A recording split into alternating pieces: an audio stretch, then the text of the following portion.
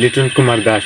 সংযুক্ত আরব আমিরাতের সাথে যখন আমরা সিরিজ হেরেছিলাম তখন আমাদেরকে অজুহাত দিয়েছিল শিশিরের, এবং পাকিস্তানের বিপক্ষে কিসের অজুহাত দেবে এখন সেটাই সে হয়তো বা খুঁজছে, যে সিরিজ অলরেডি আমরা হেরে গিয়েছি, হোয়াইট ওয়াশ আমাদের জন্য অপেক্ষা করছে।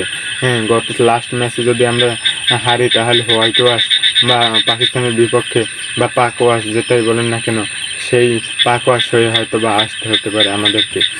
আমার মনে হয় এখন লিটন খুঁজতেছে যে কি অজুহাত তৈরি করা যায়।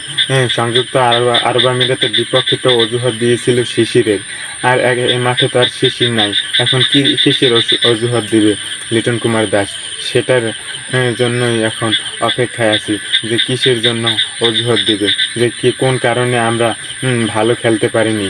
কিন্তু আমরা যে ব্যাটিংয়ে যে একেবারেই শিশু সেটা তারা স্বীকার করবে না, তারা যে কোনো একটা অজুহাত দিবে, যে কোনো একটা অজুহাত দিয়ে তারা কেটে পড়বে, কিন্তু তাদের স্কিলের যে ঘাটতি, এই ঘাটতির স্বীকার তারা করতেই চাইবে না।